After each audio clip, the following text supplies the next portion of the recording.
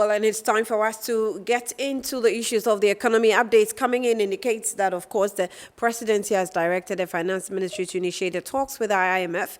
We've heard bits and pieces of that on the floor of Parliament, where there was a bit of some, give and take or exchanges between minority and majority, where minority is asking that the minority should not represent the finance minister in Parliament, and that should have the minister himself, that is the finance minister, in person to come and update the House on what decision he has taken as far as going to the International Monetary Fund is concerned. So the letter is there. We'll give you the details of that. We'll be getting into it. Let's see, okay, in the next few days, if we're able to advance our discussion with for the IMF, is it going to lower our crisis as a country? We would have Dr. Patrick Assuming with us, who's a senior lecturer at UGMC. We will also have Professor John Gachi with us, Dean of the University of Cape Coast Business School, and also Dr.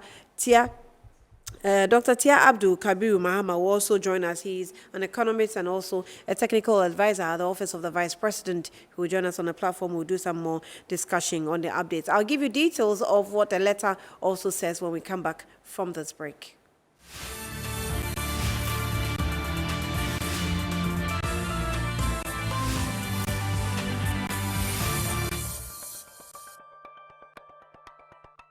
All right, you're welcome back to Good Afternoon, Ghana. So this afternoon, we're talking Ghana is going to the IMF. Finally, we have all agreed, come around the table, and maybe it is for the betterment of the whole country. For now, where we are, it is the immediate measure. But of course, the discussion has been around whether or not Ghana is always going to be running to the IMF.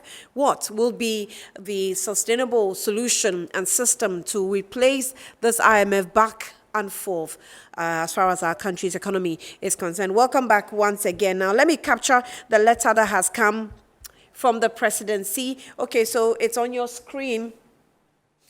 It is on your screen, and it says that the President of the Republic of Ghana, Nana Addo Dankwa Akufo-Addo, has authorized Finance Minister Ken Ofori-Atta to commence formal engagement with the International Monetary Fund, IMF, inviting the fund to support an economic program put together by the government of Ghana. All right, it goes on to say this follows a telephone conversation between the President and the IMF Managing Director, Ms. Kristalina Georgieva, conveying Ghana's decision to engage with the fund. At a meeting on June 30, 2022, Cabinet indicated that its support for the decision.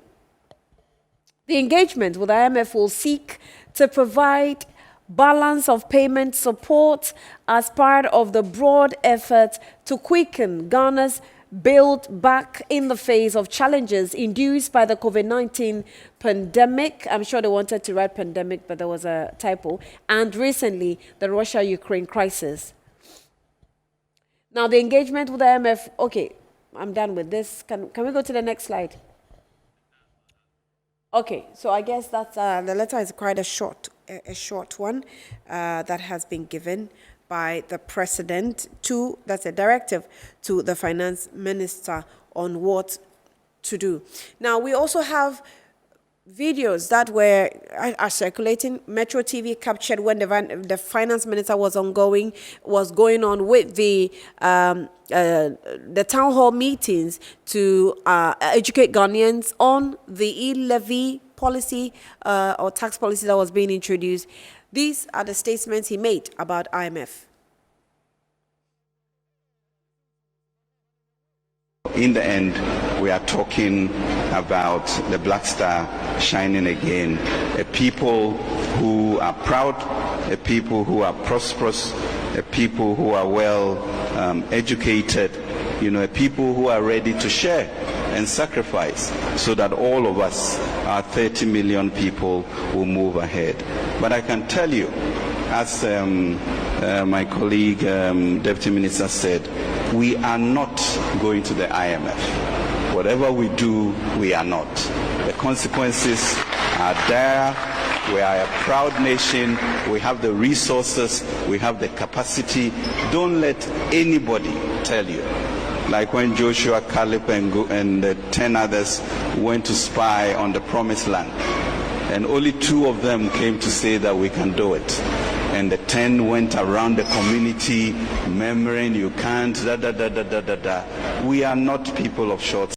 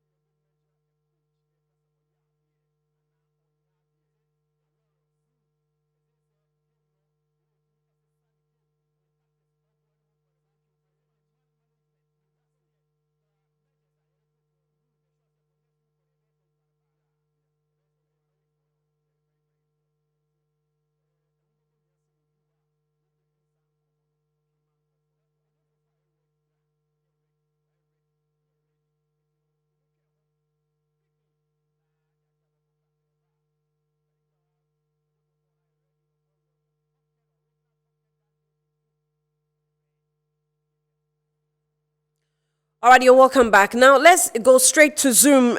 Dr. Patrick Esumins joined me. I spoke with him a few minutes ago on the news.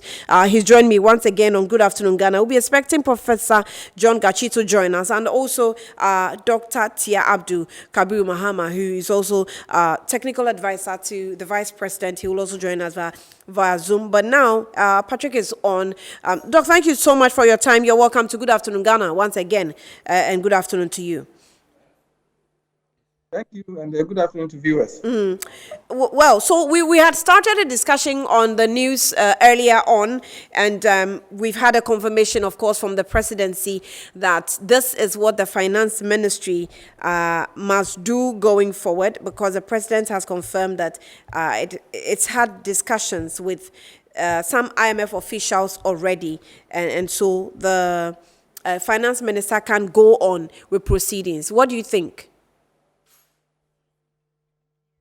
Well, in essence, I think there was some inevitability about this. I think from the very moment the 2022 budget was read, you got the sense that, this was eventually going to happen. When the finance minister kept saying that we are not going to the IMF, you wish that you were taking some of the measures that would have ensured that we don't come to this. But this has been coming for a while, so we cannot say that it's a surprise. So I think, and then last month we got hints when the Deputy Finance Minister, Dr. John Kumar, said that if the homegrown solutions don't work, we will go there. We didn't really have coordinated homegrown solutions in that sense. It's just what we had in the budget, trying to implement what was in the budget. So this has been coming, and it's not a surprise at all that we've ended back at the IMF. Doc, what does it look like? We're playing hunky punky with the economy. Well, I wouldn't describe it as a hanky panky. I think, the economy has challenges, and I think sometimes when it appears that when people are out of power, they see the solutions, and then maybe there's something that when you are in power, even you forget all the good things, all the solutions you used to propose when you are out of power. So we are doing this because there are problems with the economy that has not been resolved. So it's like when the fundamental problem is not resolved and you keep trying short-term solutions, it will work for a while and eventually you return back to the same situation because the underlying problem has not been resolved. So we are going back, the headline thing says we are going for a balance of payment support. Where does that come from? It simply comes from the fact that we have an economy that doesn't generate enough export versus import, or an economy that, there's too much, the demand for dollars cannot be met by the structure of the economy. Therefore, every now and then, we need some kind of external support to beef up the currency. So the question we have to ask is, why are we always needing balance of payment support? Why is the government always not able to put its fiscal house in order? Why are we always running, or why have we been borrowing at the rate that we have been borrowing? So I think until those things are addressed, until the structure of the economy that ensures that we are always import dependent, until that is addressed, until the issue about inefficiency in public spending is addressed, and then until the issue about not broadening the tax base, until those ones are addressed, I'm afraid that we will always run back to the IMF, because we will solve the problem for a little bit, or we appear to solve the symptoms of the problem, and then, after a while, the problems will return, because the true sources of the problem have not been addressed. I actually described it as hunky punky because in every government that comes and faces the challenge of financial situation in the economy, we run to the IMF. We seem as though there's no plan in terms of financial plan, even when every country borrows. So when Ghana is borrowing, we know our payment formula. We know the interest payment period, when our interest is mature, when we have to pay. We know the GDP of the country, what's coming in. We know our revenue generation, what's coming in. So ministers, MMDAs, or all official stakeholders connected to these areas must know at what stage the country can be in, depending on how the financial indicators are looking like. So that if we might get to a point where we are even going to default in interest payment, we know that this and this and these are the factors that are contributing to this. So at this point in time, we should be able to either pay our interest rate, or if not be able to pay, get support from IMF. If not IMF, find some solution somewhere. Now, what is also very confusing is that this administration currently is the one that actually, we have tons of voices of their officials, and sometimes when you play them, they don't like it. Tons of voices of officials justifying Kennedy Japan, finance minister, deputy finance minister, one after the other, explaining why we will not and never go to the IMF. And we have to get to this point. That's why I'm describing the situation as hanky-panky. Well, I think, sometimes you have to understand, when people are speaking, to read between the politics and the actual situation on the ground. So I think sometimes a lot of this is just the political aspect of it, not necessarily because I think because of the way people have played politics with being an IMF program, and when you tout getting us out of the previous IMF program as an achievement, then obviously it's going to be very difficult for you to come and tell us that we are going back to the IMF. So from that sense, and you could see that there had been a build-up, and it appears that the other side was waiting for this country, for this government to take us back to the IMF, so that the kind of political equalization game that they play, they will continue. But I think we have to understand that this hanky-panky, as you describe it, it has real economic cost. So we go to the IMF. The last time we were in the IMF, there was a freeze on public sector employment. Then there were other measures, other belt tightening measures that we had to take that cost people jobs, that cost people lives. So when we go and then we don't do what is required of us, and in a short period of time we have to return, I think that's People have to see that this is no longer, it's not just a political game that people are playing. These are decisions that affect the lives of ordinary Ghanaians. And that, you want to wish that at some point it will be the last, but you also know that we haven't done anything that will suggest that this will be our last. Even before we start this one, that we will go again. After this, we will go again. Because, the IMF, we need to understand, the IMF doesn't provide, it's not going to help us to restructure our economy. That's not what we are going in for. That's not the deal we are bargaining for.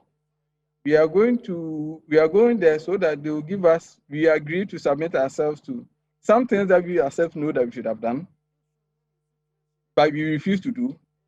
And then in return to that, so we are going to agree a set of criteria and indicators. And when they come and they realize that we are doing as agreed, then they are going to give us some support that we are going to use to help shore up our currency and also our public finances and our external, the balance of payment sector. That's what we are going to do.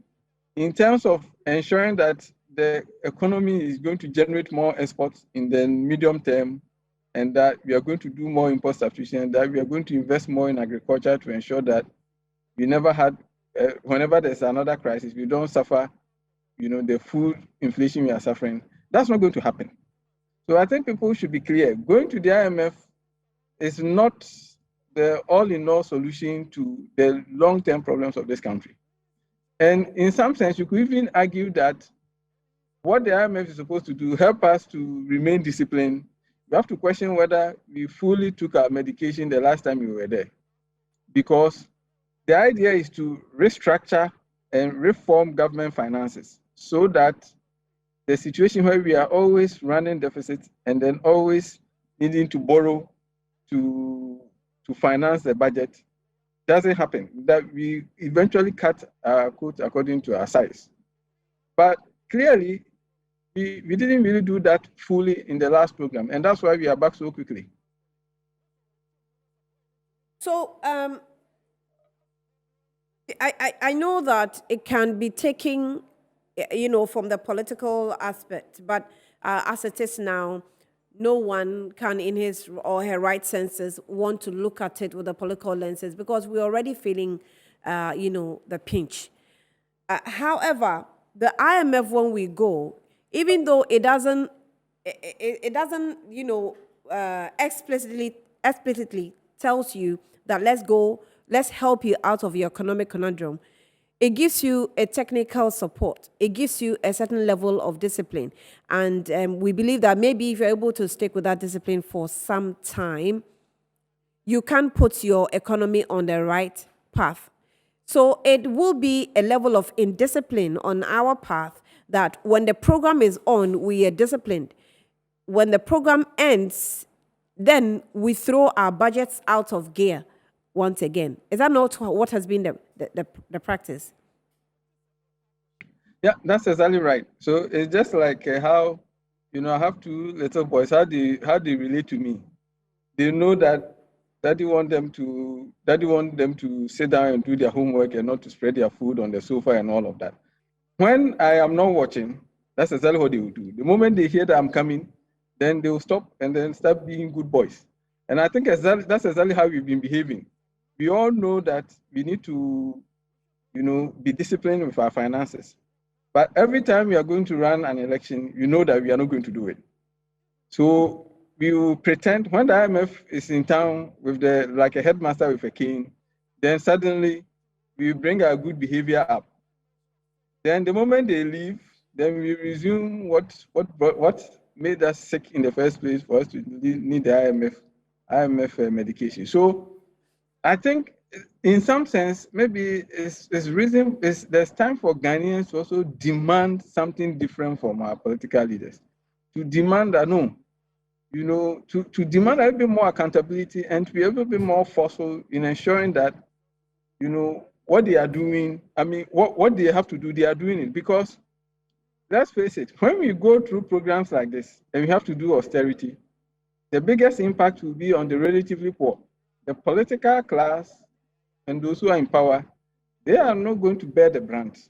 They will still ride in their V8 and they will still earn their salaries. It's really when we are forced to cut, then the programs that will support the poor, you end up cutting them. Even though in recent times the IMF tried to balance that so that when you're under an IMF program, there's not too much cut in social spending. But ultimately, ordinary Ghanaians are going to pay a price for this. Uh, you said something that we have to demand accountability. How do we do that? Well, I mean, I think it appears at the moment, we have to ensure that the structures that we've put in place, that, when the Auditor General report is read, it's interesting that every year there are infractions, and it appears that, so there are infractions, it will come to Parliament and it will be announced. You think that there will be corrective measures. The following year, the same thing will happen. So first of all, I think it's time for our parliamentarians to be a little bit more demanding, and that there's proper accountability for, from the executive in terms of how public funds are spent. So I think that's a big part. That we are always getting value for the money that we are spending. It appears that too many things, almost anything that the executive will put up gets approved, and then ultimately the taxpayer will end up paying. So I think the Parliament needs to step up and play its role a little bit more forcefully. And then also, I think, as Ghanaians and as people who vote, maybe we need to demand a little bit more. That it's not just through the post. I mean, through the voting system. I mean, when we are not happy, we will obviously let that reflect. But 4 years is a long time to wait, because 4 years is a long time for things to get so bad. So maybe we can start writing letters to our MPs. We can start demanding that they, when they're on recess, they show up and have meetings with us and come and account to us what they've been doing, and maybe that might help with the governance process. I mean, how should we get them accounts? Because, for example, let's pick COVID-19. You can imagine what we're going through as far as COVID-19 is concerned. We, as the people, do not speak with the ministers directly. We speak through our members of parliament. And so members of parliament are in the House demanding for the accountability of COVID-19 funds. Look at what we're faced with as far as the accounts of that fund is concerned. Dr. Mahmoud Baumia has been, speaking a couple of times, and sometimes there's an effort to give the account, but you see that the account is not up to the last number or figure of revenues that have been spent by government. You sometimes when you go through the reports, you see that it's not necessarily an accountability of any nature acceptable by even international standards. And so you wonder, okay, how else should the people demand for accounts? Yeah, well, I share your frustration, and I think how you demand for accountability is probably not directly my area of expertise. Maybe we leave that to the political scientists to advise us and the governance experts. But I mean, from an economic point of view, you have to understand that everybody wants to get away with as much as they will get away with. If they realize that the people of Ghana are no longer taking certain things, it will stop. And until we get to the point where our politicians know that, now the average Ghanaian demands. We demand that, when there's money, is properly accounted for, and that there's value for money, and that when people have been found culpable, the appropriate actions are taken. So I think it's the carrot and stick, making sure that, in particular, the stick is made to bite. At the moment, it's not clear that there's too much accountability, and you have to also question some of our parliamentarians. The situation where it appears that everything by the government is supported by all the MPs on the government side is, we have to start questioning whether we are voting, when we vote for parliamentarians, we are voting for just the party, or we are voting for individuals to represent our interests. All right. So, we should start the process, or the finance minister should start the process anytime soon. How, within which period do you think that maybe 2 months, 3 months, that we should start having, some signs showing within the economy? Should the IMF finally come on? And should we have any conditions based on what the IMF would want to do with the economy of the country? So, I mean, even before concrete measures would have been taken, so the way the markets work is that the moment there's information that we are now going to the IMF, the market will automatically expect that, the IMF is going to crack the whip and that there's going to be some form of discipline. So generally, that's enough to move the market. So in terms of how the CD is going to perform, because the market will know that the IMF, when the agreement is done, the IMF will come and support with some funds that will help build our reserves, and that will help strengthen the CD.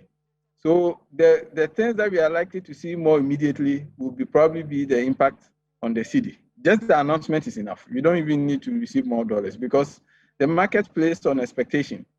So if the markets are expecting that no support is coming and the CD is going to be weaker going forward, then that is enough to feed that process of the weakening. But once the market now knows that we are going for an IMF program, it will expect that the government is going to be more disciplined. We are going to do fiscal consolidation, and therefore, generally, the economic management will be better. But it might take some months before finally the agreement will, in terms of the specifics, will be finalized. So we will see change. We will see some improvement, especially also in terms of how investors will now see the Ghanaian economy. I think it will be a while before you probably have access to the international financial market again. I'll have some questions to ask you about some statements that were made by some government officials some months ago. But let's go to Parliament. We have a video from Isaac Adongo, I'm told, on the minority side, who has expressed his opinion, and maybe some other MPs. Let's hear him. I'll come back to you, Doc. Anytime they arrive at the IMF gates, then they run back. But they didn't know that the CCTV cameras were catching them. But eventually, they arrived today. It's still a very long process to arrive at a program. Unfortunately, they are beginning to engage at a time that they are not even prepared to have anything on the table for the IMF to consider.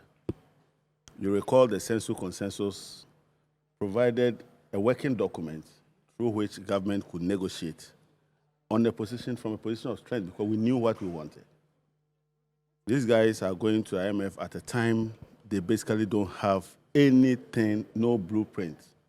So chances are that we are going to have a lot of the program being designed from the perspective of the IMF and not the perspective of the country.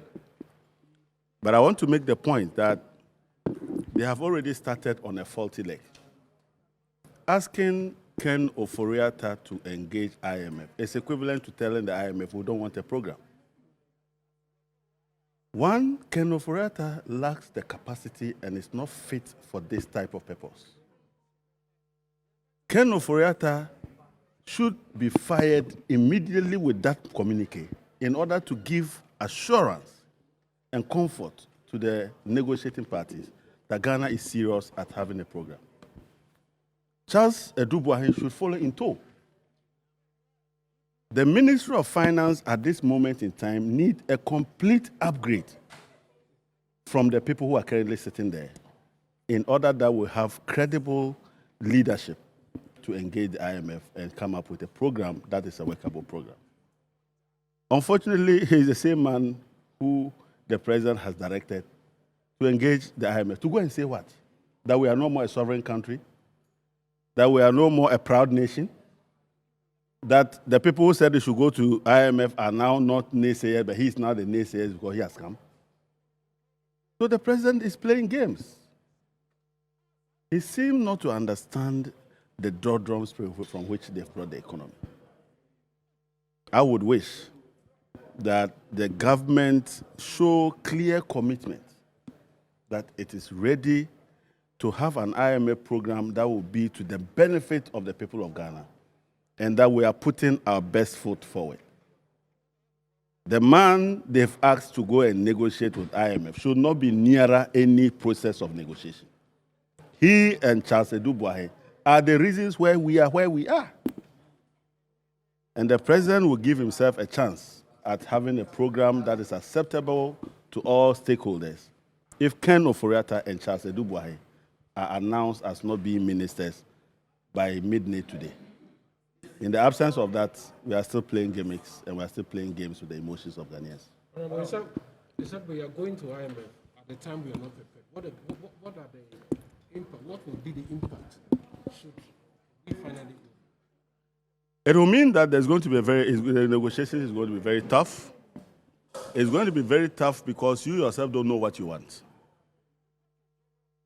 When we went into the program, the census consensus, and may the soul of Mr. P.V. Obey rest in peace, delivered a working document. A document that P.V. Obey had worked so hard to put together. So we arrived with a blueprint. We arrived with what we wanted as a country. The IMF can work with us to improve that document and give us a program that is 60-70% our program. Now that we are going with empty hands, whose program will it be? IMF program or our program? It also prolongs the period of negotiation because you don't know what you want. And the IMF now has to dictate to us what program we should run. I have heard people say that, and it is part of the fear-mongering that they use to blackmail the people of Ghana not to see where they are headed. That fear-mongering is that IMF will force us to cut down on government flagship program. Those useless programs will go. In fact, the reason why we are here, and I wish I would have a conversation with Baumia, this is the man who said one village, one dam, and you grabbed it and budgeted for it. So they should still come and continue with the digging of dugouts that are for no use. It will go. It's the man who said 1 million per constituency, and you grabbed it and set up 3 development authorities to compete with these assemblies. You have pumped 1.3 billion a year for the past 4 years into a useless program. No way it will go. So that our local governance system, the local district assemblies that have the expertise would undertake the development in the community and not a parallel system that is only draining our resources. If you wake up and you said one district, one factory, and you end up saying that it is demand-driven, it means it is the investor who decides what he wants to do. Why should we be deciding for the investor? It will go. All those useless programs, you budget 1 billion to run what you call Ghana Cares or Batampa. What animal is that? It will go. If you budget 1 billion to give to Ghana Amalgamated Trust, it will go. But of course, sleep will not go, school feeding will not go, because the IMF program would automatically protect and provide social safety net for the poor. If you are running a broad program of intervention for the poor, IMF will insist that the program must be properly targeted at the poor so that those rich people who are benefiting are removed. Is that not what you want? So I believe that we must have a program ourselves. We must arrive at the table with Ken Ofori-Atta. They can go to the Minister of the President's office. That's his uncle or his cousin. To go there, he should go and create some office there.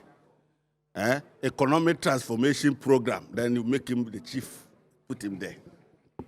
And give us a chance to have a better program that is workable.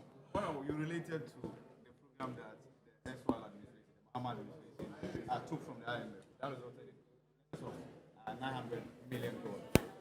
They are saying that this is because of it and then Russia-Ukraine war. This IMF program that they are seeking to get to yours. So when they were arguing that yours was a result of incompetence, right? It's quite an extensive interview with the Honorable Member Adongo on the issue of this IMF that we are going to. Let me come back to Dr. Patrick. Doc, are you still there? You know, there are a lot of filling stations there. What were they doing? Hello, Doc.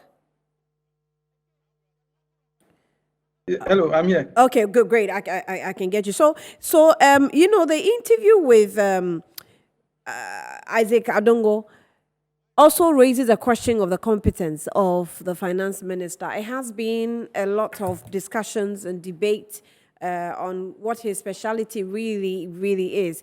Do you think it is an area to consider as an economist? I think as a country, I mean, we have to think carefully about, who runs the finance ministry. But it also comes down to the ideologies and the programs that the government has in mind. I think, you can ask whether the current team running the finance ministry, whether they are too tilted to financial engineering or, I mean, investment. A lot of them have background in investment banking. Mm-hmm. So in some sense, that sort of influence their thinking and how they feel the economy should be run. And in some sense, if my finance ministry was headed by an economist, you could argue that some of the decision making might be slightly different. I think one thing that Mr. Dongo says that we probably shouldn't discount is that when you spend a lot of time, demonizing the IMF program, Right. saying that going to the IMF will bring a lot of, it's terrible, it will bring us a lot of bad news. So I think some people will question whether you are fit to lead the program. And at what point did you change your views to become a convert and a believer in the IMF program? Mm-hmm. So I think in that sense, it's a legitimate point to ask, because there was not a point where the finance minister himself, made a concession that maybe it's time for us to think about an IMF program, because he seemed dead set against returning to the IMF, to much the extent that when we came out of the last IMF program, it was being touted as an achievement. So, but outside of that, I think in terms of his background and his background in investment banking, ordinarily you think that he should be qualified to lead an IMF program, because the IMF program, as far as I'm concerned, I don't think it's going to be too much focus on restructuring the economy. So that will raise the question whether we need to have somebody with some economist background or development planning background to be part of the finance ministry, so that there's a balance in terms of the way decisions are made at the finance ministry. Yeah, but I mean, when the previous IMF program we went with a homegrown, what we term a homegrown policy, and we also went for a technical support or technical assistance. Now, at this point in time, we are going for balance of payment support. I don't know if there is any thing we have, as far as our economy is concerned, that we're presenting to the IMF that this is what we have and we're hoping to build on. And you see that all the government, policies are capital intensive. They really will need some heavy investment before it can be rolled out. The IMF usually will come with restrictions that cut this, cut that, cut this, because there's so much wastage in the system. So it will give you some restrictions that will actually help you, push you to struggle a bit, because what you really want to do, you cannot do. Because in the previous administration, we didn't have all these, big and loud policies that we're committing so much to, except for maybe a few things that we have to do as a country. So I'm not sure if the finance minister will still be the right person, as the Isaac Adongo is suggesting that he shouldn't go near these arrangements. Well, I think, there's a fair amount of politics around this. And I think the minority has had issues with the finance minister for a while. You could see how testy his vetting for the second, when he was appointed by the president. You could see, so I'm not sure whether there's more to it than we see in the public. I think so. There's a valid point to be made that because we've been in some state of denial, Yeah. maybe we haven't had something that what they call the homegrown solution that we had in the past. I think the difference is that at that point, a lot of people who have expertise in the economy had come together and sort of decided that, even if we were to go to the IMF, these are the sort of things that we expect to do. But that said, it doesn't mean that we are going to go back. We are going to go to the IMF with empty hands and just say we have come. Give us what you want, and then we are going to implement it. No, it's always going to come with a discussion. So it is specific timelines that are going to be agreed. The IMF, it's not going to sort of impose this. Well, I think one thing that we have to understand is that when we always say, oh, the IMF is preventing us from doing A or the IMF is preventing us from doing B, at the end of the day, the IMF doesn't come to anybody's country and say, I'm going to impose a program on you. Mm-hmm. Every time it's a negotiated outcome. So there are proposals from each side, and then they come to an agreement what will work for the country and what will work for both parties. The IMF, of course, want to ensure that they can convince their board that what they are agreeing to is workable, and that the funds that they are going to commit to the country ultimately will be paid. So, in some sense, it's a way for our government to avoid responsibility and say, oh, because of IMF, we can't do A, because of IMF, we can't do B. So I think it tends to be an easy excuse for sometimes their inability to do their obligations. So in essence, I think this is good. It might probably mean that the discussion will last longer. I don't think when the president says it should start engagement, it doesn't mean that the finance minister will just walk there with an empty hand and said, okay, give us whatever you want and you start. No. And whether the last one we went for homegrown solutions or not, the last one too, we also went for balance of payment support. Mm-hmm. So the IMF has a variety of programs. So I think over time we get to know specifically what we are going to sign up for. Mm-hmm. It's not like there's a single program that the IMF offers to every country. No. So you come and based on your circumstances and what you want to achieve, how quickly you want to achieve what set of results, there's going to be a discussion and then ultimately there will be an agreement. And whatever agreement is, Ghanaians need to understand that this is something that our leaders would have agreed to. So they shouldn't come back and tell us, oh, we can't do A and B because we're an IMF program, because they would have agreed to it. The IMF doesn't put a knife to your neck and say, do this. You agree to it. So I think that's something that we should be aware of. I wanted to put, run this question by you and see if you agree. Kennedy Japan some months ago, I think in February, went on GTV and said that any government that goes to the IMF has failed or is a failed government. Do you agree? If you do not, why not? Well, so let's look at it this way.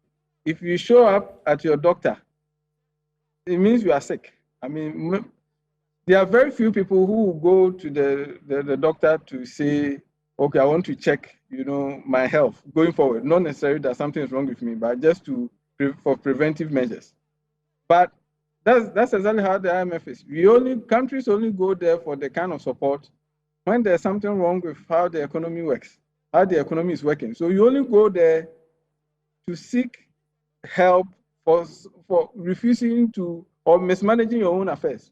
So in that sense, I mean, they are saying it because they used to put that charge on the NDC when they were in opposition. I think they cannot turn around and say a different narrative, because they used to say that we went to the IMF under the previous regime because the economy had been mismanaged. Straight from the what you read, you clearly see that it's still being put mainly on the COVID-19 and the Russian-Ukraine war. There's no denying that the COVID-19 and Russian-Ukraine war has made things tougher for all governments around the world. But yeah, from where I sit, I think not to cut you, but that assertion seemed to have been rubbished by the Russian embassy in Ghana. It is obviously not happy with the way the media has also, stuck to it. They write on their Twitter handle, and they say that the Russian embassy in Ghana has urged the media to stop blaming Russia for the increasing price of food and items in the country. It says that according to the embassy, the media has fallen for the narrative by the West, and they are responsible for the food challenges in the African continent. So the tweet, had some points about 1 to 8. The first one says that the Embassy of Russia Federation in the Republic of Ghana notes with regret the ongoing unfounded media campaign accusing Russian side of rising food prices on the African continent. The Ghanaian press continues to carbon copy the Western mainstream, trying to persuade local readers that the Russian special military operation in Ukraine is to blame for the increase in bread prices. At the same time, journalists shyly keep silent that food and energy prices began to rapidly rise already in the early 2020 due to systematic and miscalculations of the financial and economic policies of West African countries during the coronavirus pandemic. This is just one of its points. It goes all the way to about 8 points they raise, reasons why they think we should not blame them. Well, I mean, you wouldn't expect the Russian embassy in Ghana to say anything different. So there's a lot of truth in what they are saying. We can't blame all our rising food prices on the Russian-Ukraine war. No two ways about that. Because when you look at the data, food prices started rising from July last year. Food prices started rising even before the invasion took place. But there's also no two ways that since the invasion and the decision to put restrictions on Russian oil, that has definitely affected the movement in world oil prices. So I think why you cannot put all the blame on Russia, the Russian-Ukraine conflict, you can also not say that it has played no role. But that's just beside the point. I think the bigger point I was trying to say is that it appears that the government is already shaping the narrative that we are here because of COVID and Russian-Ukraine war. And the point I was going to make is that the Russian-Ukraine war and the COVID before it has played a role. But it is because we ourselves refuse to do what we should have done. That is what has exacerbated the effect of the COVID-19 and the Russian-Ukraine war on our economy. So that's the point the main point I was going to make, that you can't say that we are going back to the IMF because of the COVID-19 or just because of the Russian-Ukraine war. No, because the challenges that we were supposed to address, even within the last IMF program, we didn't do it to the full. The moment the IMF left, we returned to our bad old ways. And therefore, it was only a matter of time that we returned to the IMF. So we cannot blame the Russian-Ukraine war or COVID-19 completely for what has happened. So that's what I'm going to say. So clearly, from the message, from the statement by the information minister, you see that those things are being highlighted.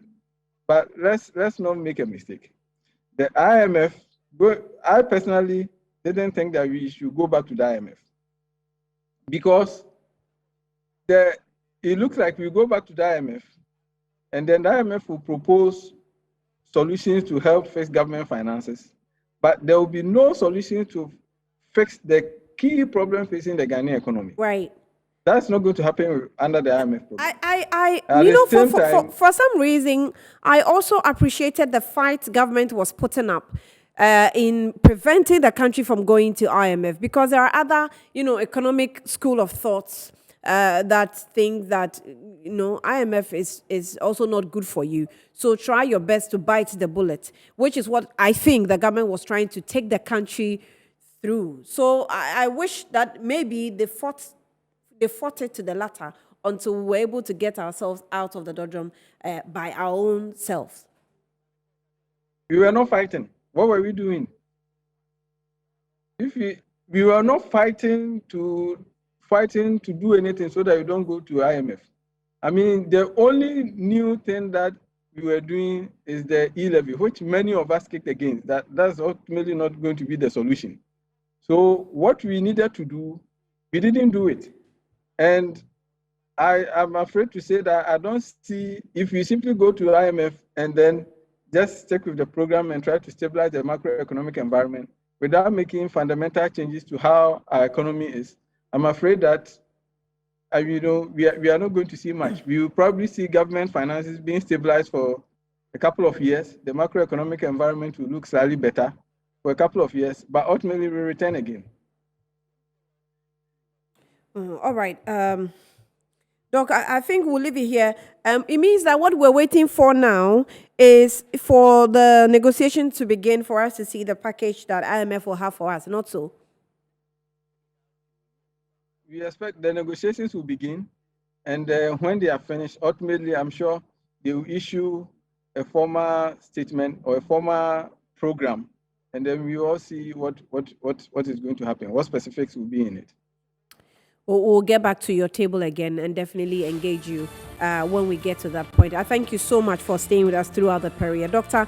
Patrick Assuming, a senior lecturer at the UGBS. I was expecting Dr. Gachi and Professor Gachi and also Dr. Tia Abdul Kabir Mahama to join us, but they are both also engaged somewhere and could not make time until we wrap up. But we'll do that again, of course. The notice has just come out. We'll be following through. This has been Metro TV's Good Afternoon, Ghana.